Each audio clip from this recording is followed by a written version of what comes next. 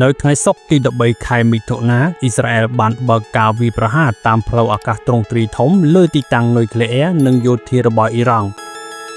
លោកនាយករដ្ឋមន្ត្រីអ៊ីស្រាអែល Benjamin Netanyahu ថែមទាំងបានប្រកាសទៀតផងដែរថាប្រតិបត្តិការយោធាប្រឆាំងអ៊ីរ៉ង់នឹងបន្តធ្វើឡើងរហូតតតែអ៊ីស្រាអែលមានអារម្មណ៍ថាអាចលុបបំបាត់ចោលការគំរាមកំហែងពីអ៊ីរ៉ង់ដូច្នេះថាតើការវាយប្រហាររបស់អ៊ីស្រាអែលមានន័យយ៉ាងណាចំពោះអនាគតកម្មវិធីនុយក្លេអ៊ែររបស់អ៊ីរ៉ង់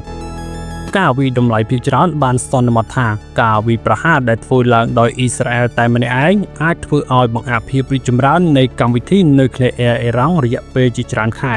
ហើយការវិប្រហារណាមួយធ្វើឡើងដោយសហរដ្ឋអាមេរិកអាចបង្អាក់ភាពរីកចម្រើននៃកម្មវិធីនុយក្លេអ៊ែររបស់អ៊ីរ៉ង់រយៈពេល1ឆ្នាំប៉ុន្តែក្នុងរយៈពេលទាំងនេះអ៊ីរ៉ង់ក៏អាចចាប់ផ្ដើមស្ដារកម្មវិធីនុយក្លេអ៊ែររបស់ខ្លួនឡើងវិញផងដែរហើយមិនទាន់បានរាប់បញ្ចូលការពន្យាពេលណាមួយដែលអាចកើតឡើងដោយកត្តាសេដ្ឋកិច្ចឬនយោបាយនោះឡើយម្យ៉ាងវិញទៀតការវិតម្លៃទាំងនេះទៀតសោតមិនបានរាប់បញ្ចូលពីផលប៉ះពាល់នៃសមត្ថភាពកំញាញ់សត្រូវឬលទ្ធភាពនៃការវិប្រហារជាសារថ្មីនោះទេ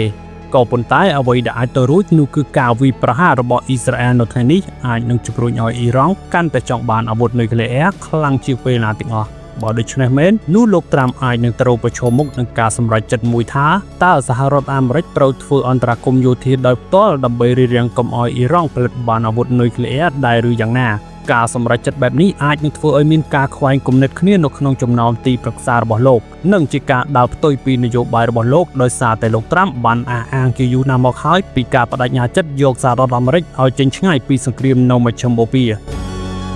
តើអ៊ីរ៉ង់អាចនឹងវាយប្រហារលើកងទ័ពអាមេរិកក្នុងតំបន់មជ្ឈិមបូព៌ាដែរឬអត់គឺវាអាស្រ័យលើការបញ្ជូនពីសហរដ្ឋអាមេរិកលោកត្រាំបានបញ្ជាក់ច្បាស់ៗថាទីក្រុងវ៉ាស៊ីនតោនមិនបានចូលរួមក្នុងការប្រតិបត្តិការយោធារបស់អ៊ីស្រាអែលនោះទេតែបានព្រមានអ៊ីរ៉ង់កុំឲ្យវាយប្រហារលើកងទ័ពអាមេរិក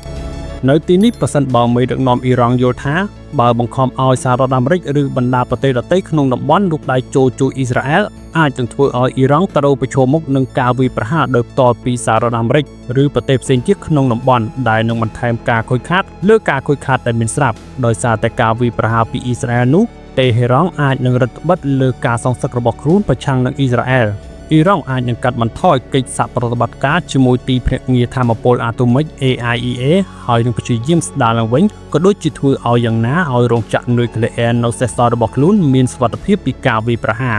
អ៊ីរ៉ង់អាចនឹងជ្រើសរើសមិនវាយប្រហារលើតួអង្គផ្សេងទៀតដោយផ្ដោតតែលើអ៊ីស្រាអែលដើម្បីឲ្យពួកគេនៅឆ្ងាយពីជម្លោះរវាងខ្លួននិងអ៊ីស្រាអែល